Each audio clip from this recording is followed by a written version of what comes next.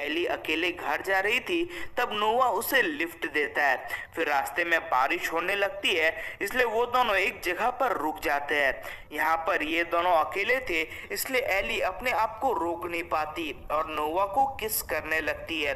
इसके बाद नोवा एली को कहता है कि मुझे तुम बहुत अच्छी लगती हो क्योंकि तुम बाकी सभी लड़कियों से काफी अलग हो। इसी दौरान एक आदमी वहां आता है जो कि नोवा को जानता था और वो नोवा से कहता है कि हर बार इतनी लड़कियों को तुम यहाँ पर क्यों लाते हो। ये सुन एली को काफी गुस्सा आता है क्योंकि नोवा ने उसे अपने हुकअप स्पॉट पर लाया था। अब रात में एली बस नोवा के बारे में ही सोच रही थी, पर साथ ही में वो इस बात से भी परेशान थी कि अगर ली को ये बात पता चल गई तो वो कैसे रिएक्ट करेगा। इसके बाद अगली रात को सभी स्टूडेंट बीच में खेल रहे थे, तभी एली भी वहां आती है, पर वहां पर एक लड़का उसके साथ बदतमीजी करने लगता है। जब नोवा ये सब देखता है तब उसे बहुत गुस्सा आता है और वो गुस्से में उस लड़के को पीट देता है। ये देख एली गुस्से में वहां से जाने लगती है, पर तभी नोवा उसे कार में बिठाकर एक सुंदर जगह पर लेकर जाता है। यहाँ पर नोवा अपने प्यार का इजहार करता है और एली भी उससे कहती है कि मैं भी तुम्हें बहुत पसंद करती हूँ, लेकिन फिलहाल हम हमारे इस रिश्ते के बारे में ली को नहीं बता सकते। इसके बाद इन दोनों में प्यार भरी बातें होती है और ये दोनों करीब आ जाते हैं और साथ ही में इनकी लव स्टोरी भी यहीं से शुरू हो जाती है। इसके बाद आने वाले कई दिनों तक ये दोनों काफी मजे करते हैं और एली को भी नोवा के साथ काफी अच्छा लगने लगा था, पर साथ ही में ये दोनों ली से इस रिश्ते को छुपा भी रहे थे। एक दिन जब एली नोवा के रूम में थी तभी उसकी मॉम वहां पर आ जाती है, इसलिए एली बेड के नीचे छुप जाती है। नोवा की मॉम की बातों को सुन एली को पता चलता है कि नोवा जल्दी यहाँ से दूर हार्वर्ड यूनिवर्सिटी जा रहा है। ये जान एली को काफी बुरा लगता है, पर साथ ही में उसे खुशी भी होती है कि नोवा अच्छे यूनिवर्सिटी में जा रहा है। अब फिर से ये दोनों अपने सीक्रेट रिलेशनशिप को ऐसे ही कंटिन्यू करते हैं। साथ ही में दूसरी ओर रिचर और ली की भी रिलेशनशिप काफी अच्छी चल रही थी। फिर एक दिन जब ली नोवा के साथ गैराज में काम कर रही थी तब गलती से उसे चोट लग जाती है, इसलिए नोवा उसे कमरे में ले जाकर के उसकी मरहम पट्टी करने लगता है।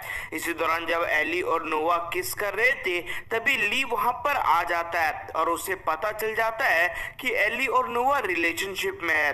ये जानकर ली को बहुत गुस्सा आता है क्योंकि एली ने उनके फ्रेंडशिप के रूल को तोड़ा था। फिर ली वहां से जाने लगता है तो एली उसे काफी समझाती है, पर ली उसकी एक नहीं सुनता।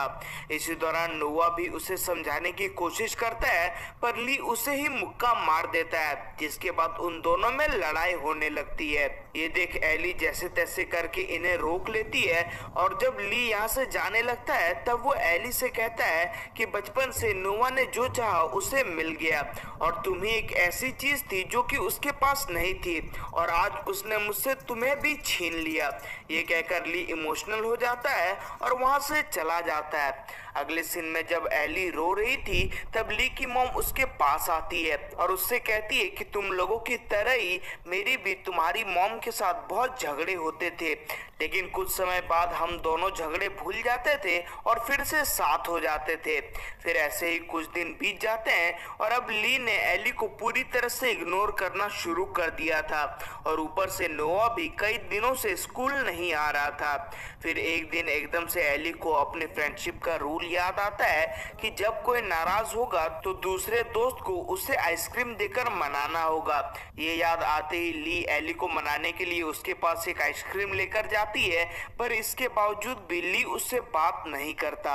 इसके बाद कुछ और दिन बीत जाते हैं और एक दिन एली उसी आर्केड में जाती है जहाँ पर वो ली के साथ अक्सर आती थी। यहाँ पर वो डांसिंग गेम खेलने लगती है। ली भी यहीं पर था और वो एली को अकेला देख उसे ज्वाइन करता है और डांस करते करते उन दोनों में फिर से दोस्ती हो जाती है। अगले सीन में हम ली, रेचल और एली को एक साथ में स्कूल के मेमोरीज इवेंट में देखते हैं जहाँ पर उनकी लास्ट ईयर की स्कूल मेमोरी को सेलिब्रेट किया जा रहा था।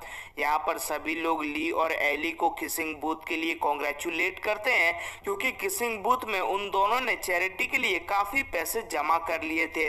जिसके बाद ली रिचल को किस करता है। एली ली को खुश देख काफी खुश थी, पर साथ ही में वो नोवा को भी मिस कर रही थी। कुछ देर बाद नोआ भी वहां आता है और वो एली से कहता है कि मैं तुमसे बहुत प्यार करता हूँ और मैं तुम्हारे साथ रहना चाहता हूँ। पर एली इससे मना कर देती है और कहती है कि हमारे रिश्ते से दूसरे लोग हर्ट हो रहे हैं, इसलिए हम दोनों रिलेशनशिप में नहीं आ सकते।